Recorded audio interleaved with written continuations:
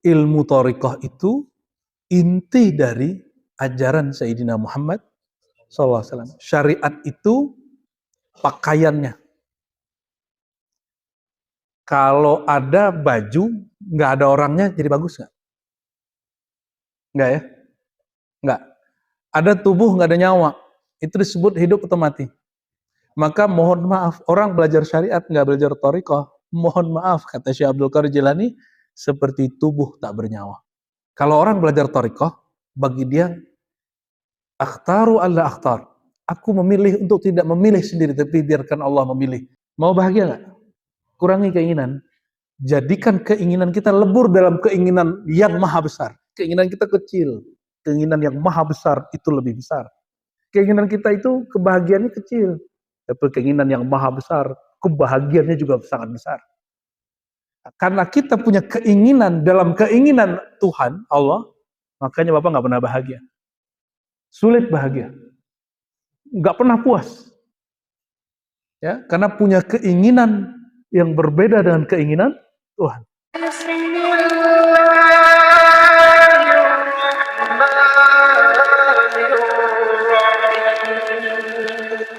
Assalamualaikum warahmatullahi wabarakatuh. Alhamdulillahilladzi syarrafana bittiba'i sayyidina Muhammad sallallahu alaihi wasallam. Alhamdulillahilladzi faddalana bil kitabi was sunnah.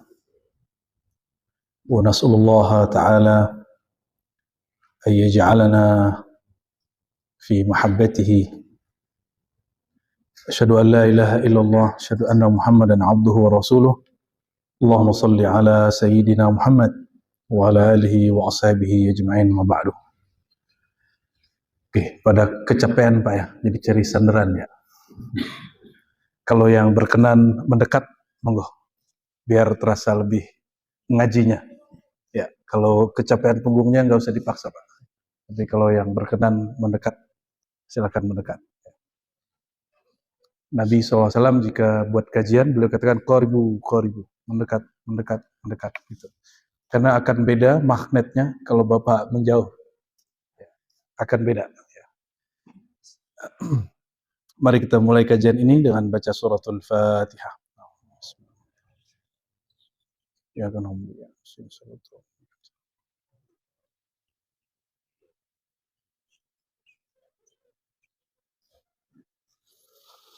saya bawa kitab Mukhtasar Ihya Ulumuddin. Ihya Ulumuddin itu ditulis oleh Imam Mujaddid pembaharu, namanya Imam Abu Hamid Al-Ghazali, wafat 505 Hijriah.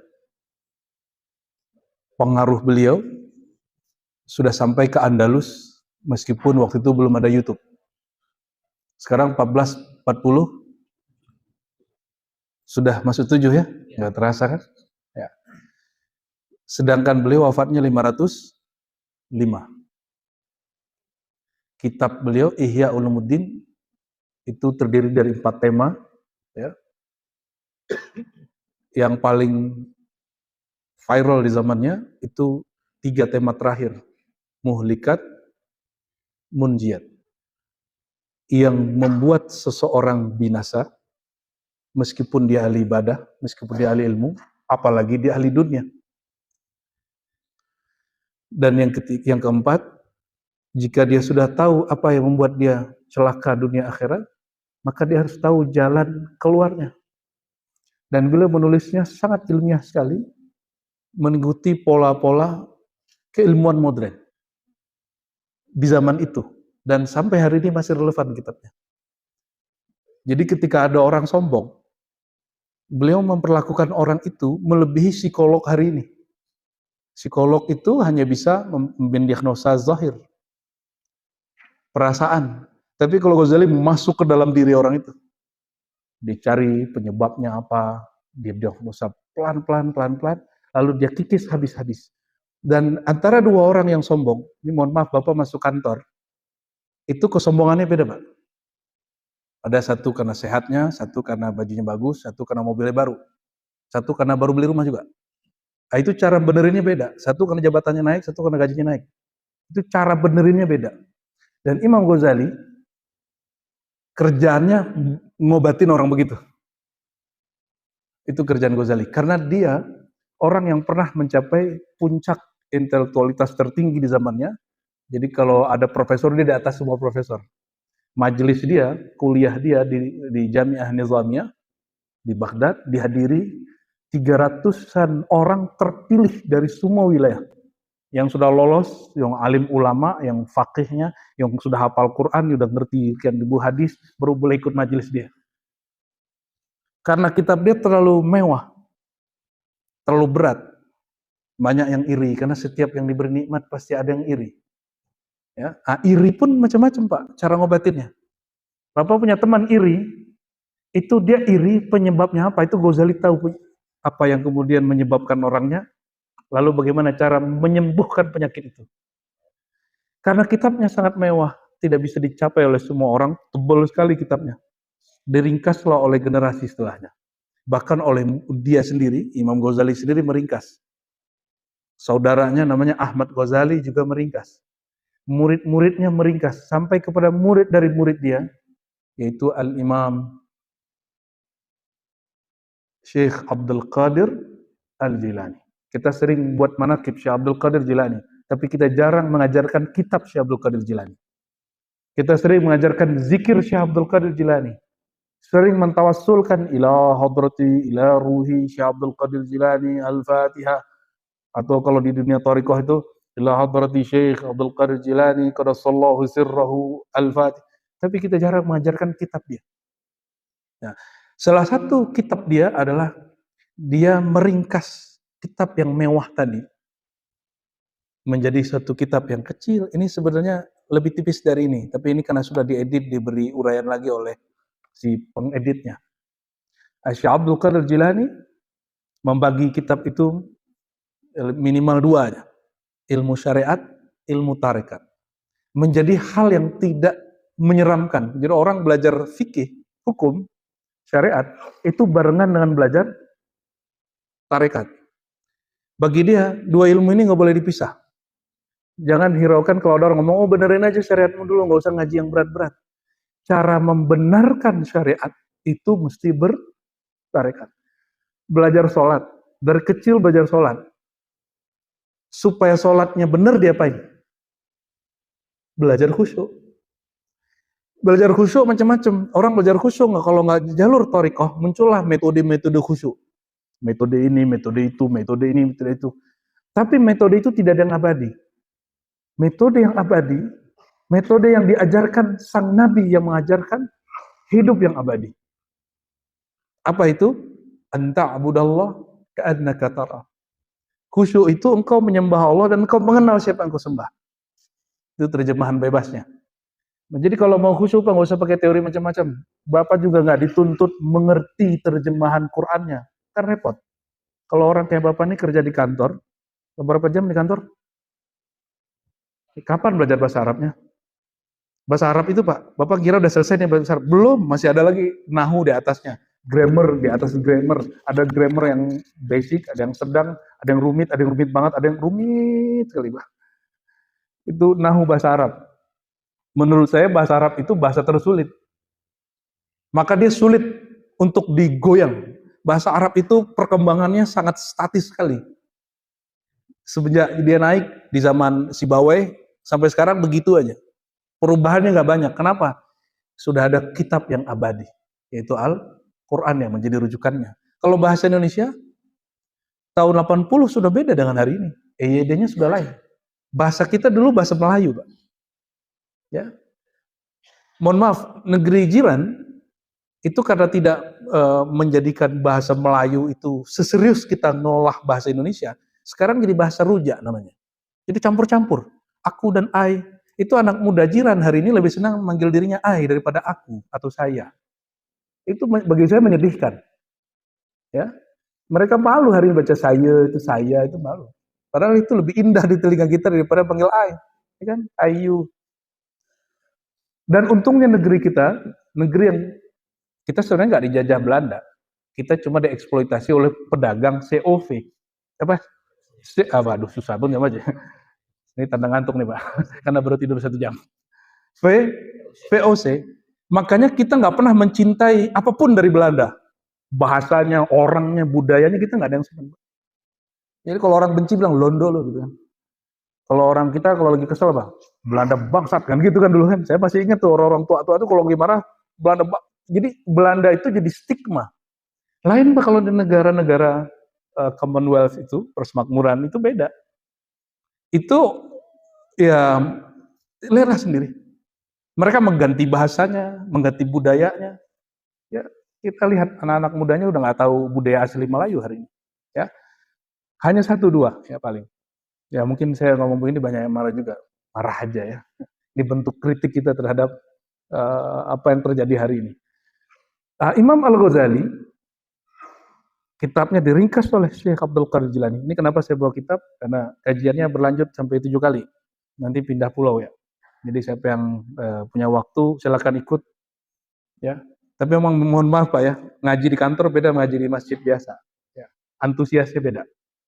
Ya, antusiasnya beda. Tapi kalau pendakwah tuh nggak boleh baper. Beda dengan mu'alim. Kalau mu'alim tuh boleh keras. Makanya Ustadz nih pernah dipukul guru nggak dulu? Pernah. Kalau mau dai nggak boleh Ustadz.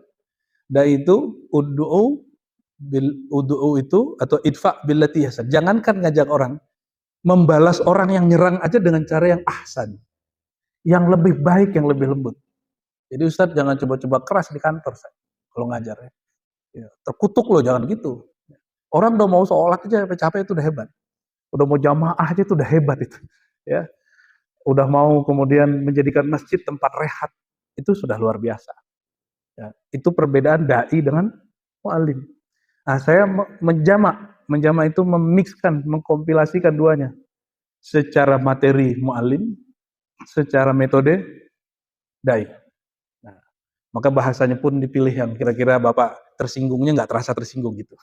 Ya, padahal kita nyinggung terus ya. Karena disuruh ceramah kan suruh nyinggung orang. Allahumma sholli ala Muhammad. Saya langsung ambil bagian bab jadi kitab ini dibagi dua, kitab syariat, kitab thariqah. Padahal kitab aslinya 4. Kalau di sini dibagi 2. Begitu canggihnya pengaruh Syekh Al-Imam Abu Hamid Al-Ghazali. Ini kita cerita tentang sebelum masuk ke kitab. Imam Ghazali itu punya guru namanya Abu Ali Al-Farmadi. Ini bukan orang Arab ya. Ini orang Iran. Persia hari ini. Bedanya Iran hari ini Syiah. Iran zaman itu Ahlus Sunnah. Ya. Imam-imam Ahlus Sunnah dari Iran itu banyak. Dan sampai hari ini, Thariqat Ahlus Sunnah, akidah Ahlus Sunnah masih lestari di Iran. Tidak seperti yang hoax. Ya, bahwa tidak ada masjid Sunni, tidak ada ajaran Sunni di Iran itu nggak benar. Masih ada. Ya. Namun secara resmi, Iran tahun 79 mereka revolusi dengan Khomeini, jadilah kemudian negara Republik Islam Iran, tapi manhajnya manhaj Syiah, bukan Ahlus. Itu sebabnya saya tidak semanhaj dengan salah satu kelompok pejuang Palestina, walaupun saya juga pejuang Palestina. Kenapa? Karena dia bekerja samanya full dengan orang yang bermanhaj Syiah. Nah, hari ini mereka lupa. Kita udah ingetin dulu, ya. Kita udah ingetin dari dulu. Sehingga bahkan ketua dari pergerakan itu meninggalnya tidak di Al-Quds, tidak di Gaza, meninggalnya di mana? Dibom di Iran, di tempat apartemennya. Kita diingatkan dari dulu. Ini bahaya. Walaupun pergerakannya memperjuangkan Palestina, tapi manhaj dia tidak sejalan dengan manhaj kita. Kita tetap mendukung perjuangan dia Palestina, tapi kita nggak ngambil ideologi dia, kita nggak ngambil manhaj dia. Nah, kita bedakan itu, kita pisah-pisahin. Perjuangan kita dukung, tapi manhaj kita nggak ambil. Oke? Imam Al-Ghazali ini punya kawan, namanya kalau di situ disebutkan Yusuf Al-Hamadani. Siapa namanya? Yusuf Al-Hamadani ini jatuhnya bisa kawan, bisa murid Ghazali juga. Dia punya murid namanya Syekh Abdul Qadir Jilani. Di Baghdad dikenal dengan Imam Syekh Abdul Qadir Jilani. Yusuf Al-Hamdani ini punya murid di Uzbek, itu di atasnya Irak, pecahannya Rusia. Ya, di atas sana lagi agak ke timur dikit. Di kota Bukhara ada namanya Imam Abdul Khaliq Al-Ghujdawani. Abdul Khaliq Al-Ghujdawani. Ya, ini dua imamnya. Jadi di Baghdad Syekh Abdul Qadir, di Uzbek ada Abdul Khaliq. Abdul Khaliq ini nanti menurunkan tarekat Khawajakan yang kemudian kita kenal dengan Naqsyabandiyah. Kalau di Baghdad, Syekh Abdul Qadir menurunkan tarekat namanya Al-Qadiriyah. Sudah bisa bedakan? Ya. Dan apa persamaannya? Sama-sama mengajarkan zikir baik yang jahar keras ataupun khafi, lembut. Nah, dan zikirnya sama, la ilaha illallah ataupun Allahu Allah, ya. Kemudian, ya, Imam Ghazali punya kitab tadi diringkas oleh beliau. Bagian kedua dari kitab itu dikasih judul Fi Ilmi Thariqah, ilmu tentang thariqah. Apa arti thariqah? Jalan. Nah, apa penjelasan Imam pendiri thariqah Qadiriyah? Ini bukan kata orang. Kan biasanya kata Ustadz Wahabi anti tasawuf wajar. Oh, saya ikut thariqah, atau orang yang ahli fikih dia nggak ngerjain thariqah. Itu definisi mereka nggak masuk, Pak. Kalau tanya masalah penyakit, tanya ke dokter. Tanya ke thariqah, tanya ke imamnya. Apa definisi imam itu tentang thariqah? Itulah yang tepat. Bukan definisi orang dari luar, tapi mesti konfirmasi ke orang dari dalam, ya. Wa huwa kalubbin maksudin, ya. Ilmu thariqah itu adalah inti dari yang dituju. Wa ilmi syariah ka qashrin hafizin lahu. Ilmu syariat seperti cangkang penjaganya. Kalau duren, kulitnya itu syariat.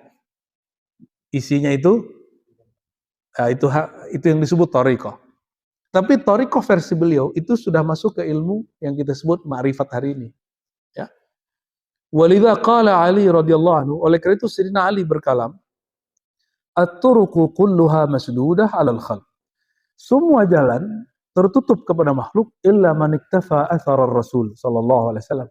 Semua jalan kepada Allah tertutup kecuali orang yang mengikuti jalan Nabi Muhammad sallallahu alaihi wasallam. Maka jangan salah paham, thariqah itu walaupun disebut thariqah Syekh Abdul Qadir Jilani, itu bukan berarti thariqahnya Syekh Abdul Qadir. Tapi Syekh Abdul Qadir meriwayatkan cara Nabi berthariqah. Sama dengan Imam Syafi'i, Imam Malik bukan berarti dia bikin syariat namanya syariat atau mazhab Syafi'i. Tapi Imam Syafi'i meriwayatkan cara mengamalkan syariat. Kalau Imam Bukhari hanya meriwayatkan data tentang itu, berita tentang itu, tapi tidak meriwayatkan cara ngamalinnya secara detail.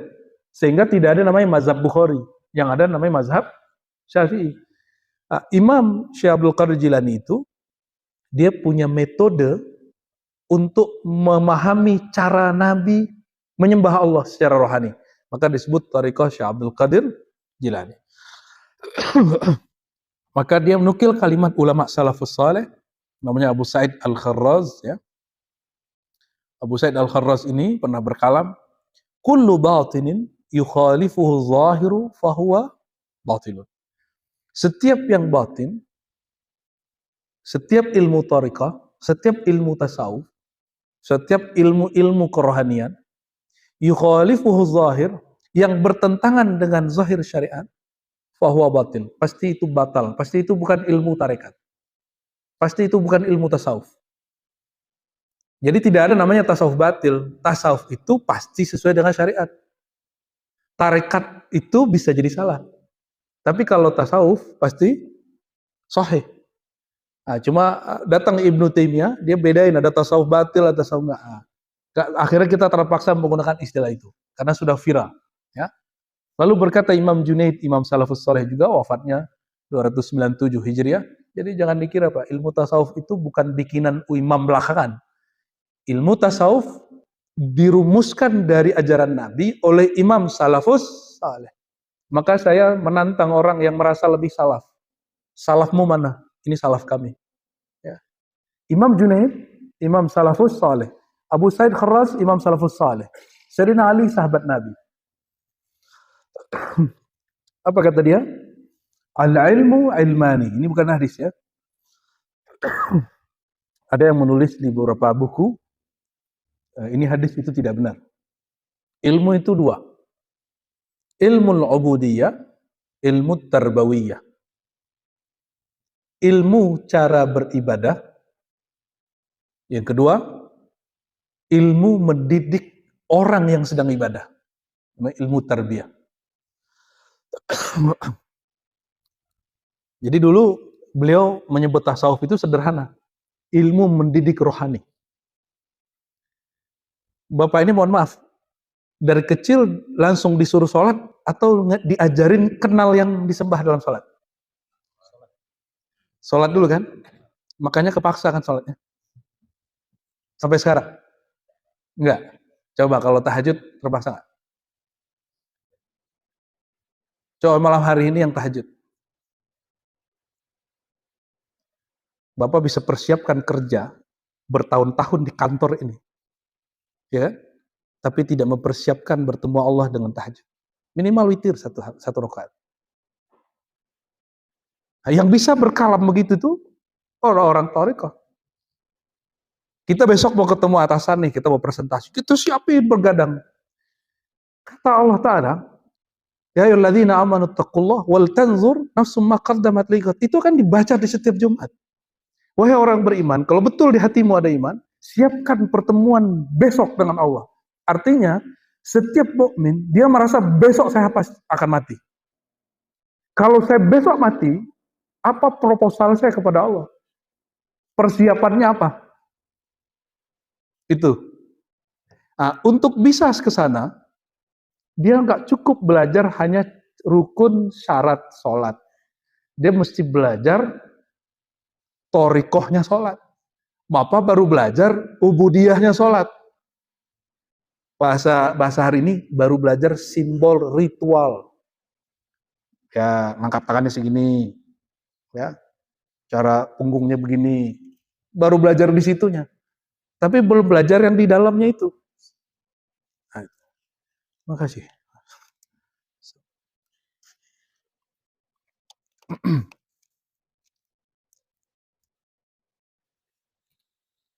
Jadi apa kata beliau di depan tadi? Ilmu thariqah itu inti dari ajaran Sayyidina Muhammad SAW. Syariat itu pakaiannya. Kalau ada baju, nggak ada orangnya, jadi bagus nggak? Nggak ya? Nggak. Ada tubuh, nggak ada nyawa. Itu disebut hidup atau mati. Maka mohon maaf, orang belajar syariat, nggak belajar thariqah. Mohon maaf, kata Syekh Abdul Qadir Jilani, seperti tubuh tak bernyawa. Nah, dalam bab ini, kata beliau, minimal ada 7 bab. 7 bab ini karena 7 pertemuan selama di Batam sampai hari apa kita? Rabu ya? Rabu Pak Haji ya? Bagi yang ikut, terutama yang Syiful Qulub dan teman-teman, ini nanti panduannya tinggal cari kitab ini ya. 7 itu apa aja? Pertama, tarkud dunya wa ikhtiyarul akhirah. Membuang cinta dunia, bukan membuang aktivitas dunia, bedanya. Membuang cinta. Cinta itu di mana taruhnya? Di kolbu. Silakan kerja, silakan punya mobil bagus. Katanya mobil kalau di Batam ini kan build up ya. Bagus-bagus. Ya, keren-keren tapi nggak bisa keluar. Sama kayak jiran kita yang pulau satu itu kan keren tuh ya, mobil depan. Kalau di Indonesia kan Avanza Avanza lagi apa lagi tuh yang Mitsubishi itu sekarang expander lagi gitu kan.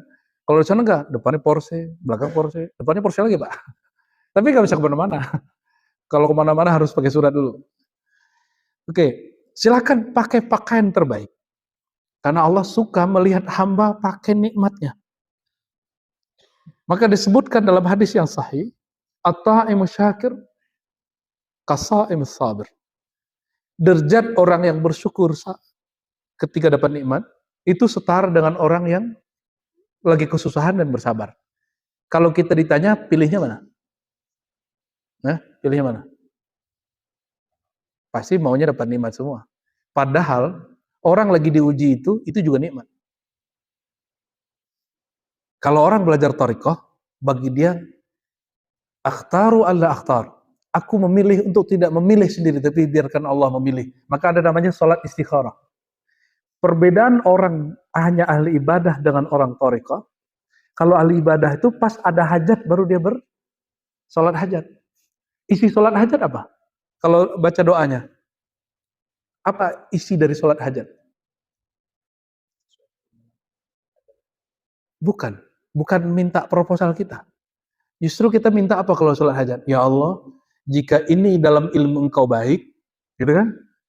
Maka tolong mudahkan aku mendapatkannya, dekatkan aku kepadanya, dan dekatkan dia kepadaku. Baik pekerjaan, jodoh, beli rumah, beli kendaraan, semuanya. Berarti Bapak lagi nol. Menghilangkan keinginan. Lebur dalam keinginan. Allah, orang begitu pasti bahagia, Pak. Mau bahagia nggak? Kurangi keinginan. Jadikan keinginan kita lebur dalam keinginan yang maha besar. Keinginan kita kecil. Keinginan yang maha besar itu lebih besar. Keinginan kita itu kebahagiaannya kecil. Tapi keinginan yang maha besar, kebahagiaannya juga sangat besar. Karena kita punya keinginan dalam keinginan Tuhan, Allah, makanya Bapak nggak pernah bahagia. Sulit bahagia. Nggak pernah puas. Ya, karena punya keinginan yang berbeda dengan keinginan Tuhan. Lalu doa istikharah apa lagi? Ya Allah, jika ini buruk, tolong jauhkan dia dariku, dan jauhkan aku darinya. Kan begitu. Artinya apa? Itu nol. Dan kalau Bapak belajar hari ini, belajar yoga, belajar meditasi, belajar apa tuh, Dr. Hawkins, macam-macam lah dalam psikologi modern, orang bisa sampai ke level itu level tinggi. Orang yang bisa menolkan keinginannya, dan dia sudah mulai tahu keinginan Tuhan yang lebih besar, itu level rohaninya tinggi. Dan itu cara, Pak, cara untuk tarkid dunia wa ikhtiarul akhirah. Membuang cinta dunia, memilih yang lebih akhir. Akhirat itu ada akhirat yang sifatnya masih makhluk. Itu surga, neraka. Ada akhirat yang mutlak, akhir, al-akhir. Yang menyebut dirinya al-akhir siapa? Wal awwalu wal akhiru. Dialah Allah yang maha awal, dialah Allah yang maha akhir. Jadi akhirat sejati itu berjumpa yang maha akhir.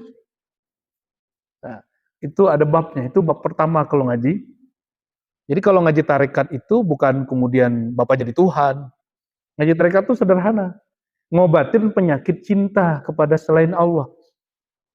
Pasangan dunia enggak? Anak dunia? Harta dunia? Rumah? Termasuk pekerjaan. Ini kalau Bapak ada rasa saja sedikit, diambil sedih. Itu sebabnya orang-orang setiap tahun, akhir tahun, itu deg-degan kalau yang belum pegawai tetap. Karena takut di PHK. Pabrik-pabrik takut. Kalau di sini aman, Pak ya? Nggak ada yang aman, terdemo ada lagi ya kan. Kita waktu datang ke sini pas demo-demo, saya nggak mau tahu dengan berita, saya pengen lihat langsung gimana sih di sini. Oh ternyata Bapak masih kerja juga, padahal hatinya deg-degan kan. Allahumma sholli ala sayyidina Muhammad. Itu tema pertamanya. Tema keduanya apa? Islahul qalb. Ya, ini kurikulum belajar thariqah. Ini ada kurikulumnya. Belajar thariqah itu kan bukan ngasih pertanyaan mulu, ya. Siapa aku dalam aku, apalah begitu, ngaji begitu ya. Ya. Itu terlalu jauh. Bersihin dulu bagian sini, pantaskan diri kita menyebut Sang Maha Aku. Makanya saya bukan kajian kemakrifatan yang agak berat itu di majelis-majelis khusus saja.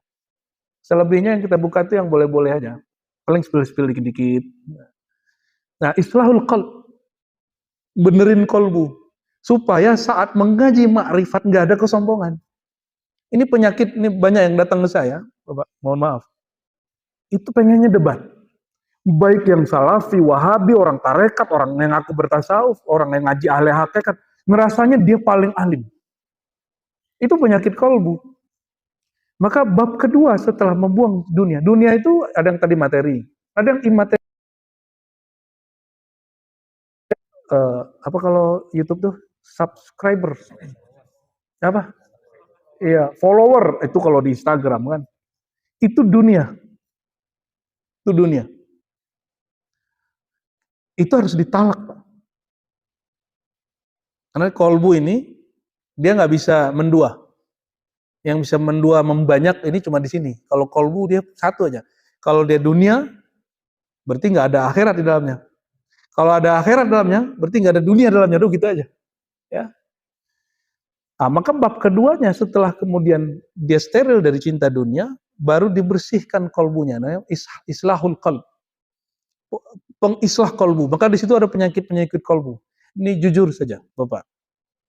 Ada nggak perasaan hari ini merasa lebih suci dari orang lain? Jujur aja. Pasti ada. Ya. Bapak duduk lebih di depan nih, merasa lebih suci ya, Mbak, daripada orang yang nyandar di belakang. Jangan, ya. Ini tinggi. Penyakit kolbu itu. Itu mesti dibenerin. Itu yang bikin para pendakwah itu emosional. Karena dia mengajar berawal dari perubahannya itu sampai 70.000 perubahan. Diringkas dalam beberapa bab. Pertama, namanya nadem, menyesal. Ada pengakuan. Baru naik kepada kalau dia dapat nikmat, dia syukur. Kalau dia lagi diuji, dia sabar. Nah, itu naik gitu. Dari pendosa, naik ke taubat, syukur, sabar. Nanti baru naik ke bab yang lainnya. Bab ridha.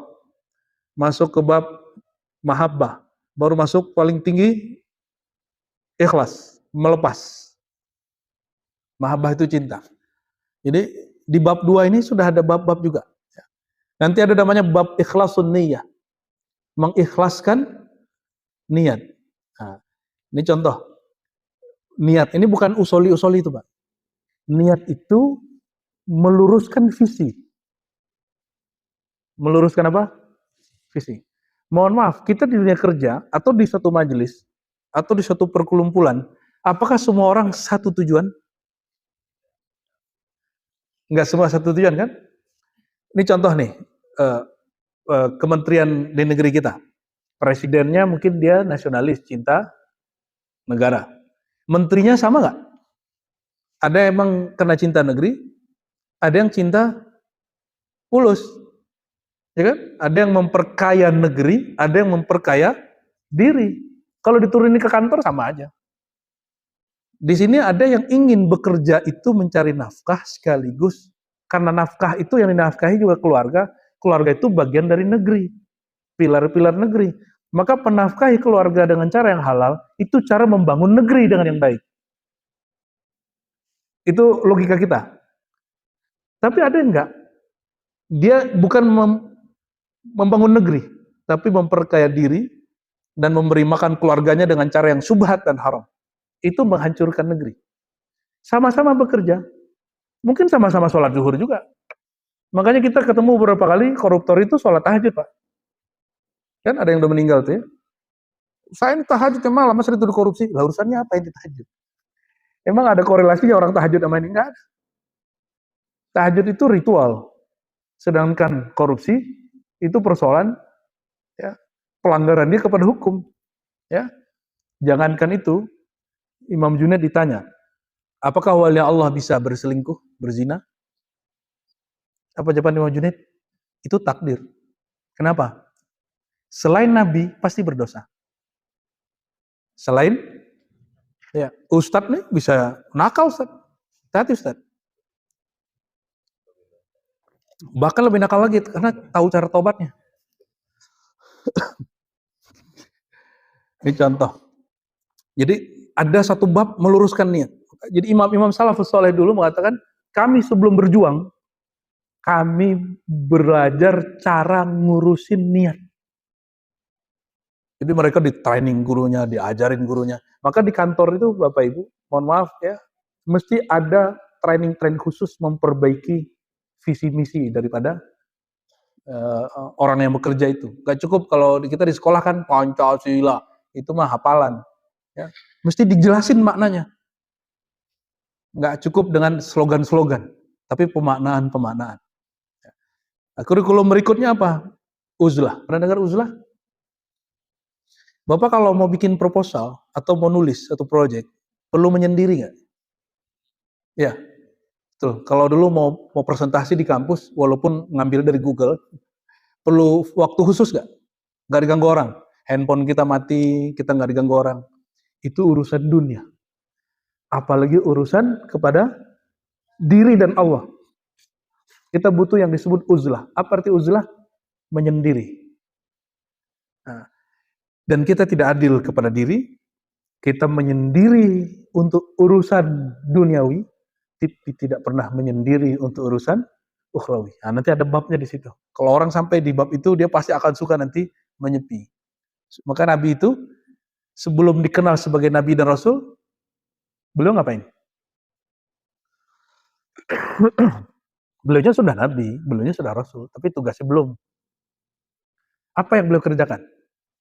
Beruzlah, menyendiri di Gohiro. Gohiro itu gunung kecil Pak, gunung terjal Pak? Kecil tapi terjal. Kebayang nggak? Ada yang pernah naik? Belum, semoga ada yang bisa naik ya. Jadi Nabi itu ternyata suka hiking. Dan hikingnya terjal, begini lagi naik ke atasnya. Maka mohon maaf, Nabi itu badannya sehat terus. Udah pindah ke Madinah, Nabi hikingnya Gunung Uhud. Karena Nabi ini rahmatan lil alamin, tidak hanya merahmati manusia, juga merahmati batu dan gunung. Itu lagi naik gunung, Uhudnya itu bergerak, grogi. Apa kata Nabi? Nabi ya pukul ketuk-ketuk lah itu sih Jabal Uhud. Ya Uhud, inna nuhibbuk. Kami cinta kepadamu wahai Uhud. Itu digituin Uhudnya langsung diam. Di riwayat yang berikut dikatakan Nabi lagi hikingnya sama Abu Bakar, Umar, ya, Utsman. Apa kata Nabi? Uhud, jangan kamu bergetar.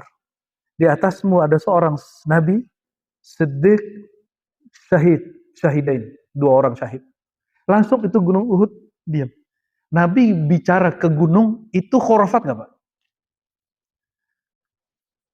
Bicara ke gunung khurafat nggak? Dulu saya mengira itu syirik. Jadi waktu dulu teman saya suka hiking, dia bilang, izin Dato gitu ya. Iya, ternyata itu sebutan untuk manggil gunung. Kalau kita baca ke kitab, tergantung Bapak, ilmunya yang mana nih. Ternyata itu tidak syirik. Itu kearifan lokal yang dipengaruhi ajaran kerohanian dari Rasulullah SAW. Bahwa alam ini berbicara. Nabi lagi lewat di pegunungan Mekah. Itu gunung nyapa Nabi. Apa kata gunung-gunung bebatuan itu? Assalamualaikum ya Rasulullah. Berarti gunung itu ada ruhnya. Tapi ruhnya ruh jamaat. Ruh yang tidak membuat gunung itu berpindah. Dia hanya bergetar. Kita mengira dia tidak bergerak. Dia bergerak. Setiap kali berapa menit, itu gunung semuanya bergerak. Ya, kita lihat aja itu dia diam. Ya. Tahsabuha jamidah. Ya. Kamu kira dia diam? Enggak. Dia bergerak terus berputar. Ini contoh. Apa yang kita kira syirik, kalau belajar Thariqah enggak syirik jadinya. Itu bab cinta. Ya. Dan hari ini yang mengajarkan dialog-dialog begitu, bukan orang Islam lagi. Orang Hindu, orang Buddha, orang kepercayaan. Akhirnya mohon maaf Bapak. Orang Islam ini nggak ramah ke lingkungan. Secara ekologi, minus. Jadi kalau naik gunung, itu malah ngerusak gunung. Beda dengan Rasulullah SAW. Nabi malah diketuk-ketuk, malah dialog. Apakah ilmu itu masih diwariskan? Masih. Coba nanti cek Pak, hadis tentang akhir zaman. Hadis akhir zaman, semua gunung, semua batu, semua pohon berteriak, wahai Muslim, ini Yahudi. Hadis Sahih Muslim. Ini hadis Sahih Muslim. Itu kalau Bapak nggak tahu cara dialog dengan gunung, dengan pohon, dan ini bukan khurafat, ini hadisnya sahih. Gimana caranya? Makanya Nabi bilang, jangan pernah buang air kecil di akar pohon. Karena ada ruhnya. Ruh nabati. Kita sebut nabati. Apalagi pohon yang sedang berbuah. Ya, apalagi mojok di situ maksiat. Itu kacau lagi tuh. Bapak kalau ada salah satu wilayah di kampung saya itu ya, di Sumatera Barat tuh. Saya nggak usah sebut deh. Itu tempat asri sekali dan itu banyak pohon. Kita kalau lewat situ masing-masing pohon udah ada penunggunya 2 orang. Pasangan lagi. Bukan jin, Pak. Orang mojok. Astagfirullahaladzim.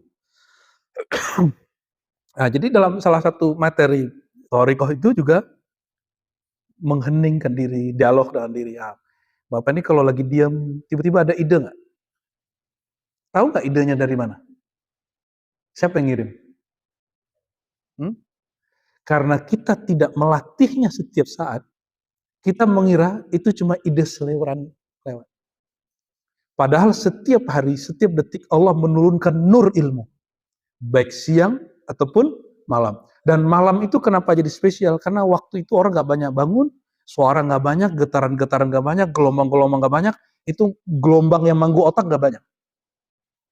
Ya, itu sebabnya orang dapat ide banyak di malam hari.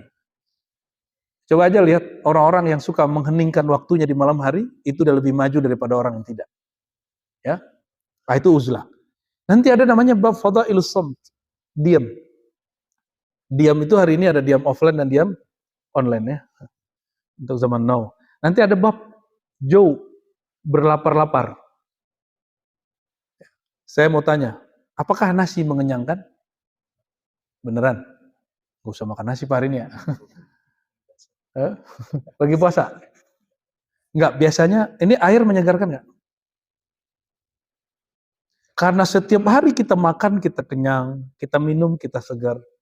Karena berulang-ulang kita mengira makanan itu mengenyangkan. Betul nggak? Tuh, ya. Coba lihat di Quran, tentara yang 313, tentara Harut, apa? Tentara yang Daud itu loh. Ya.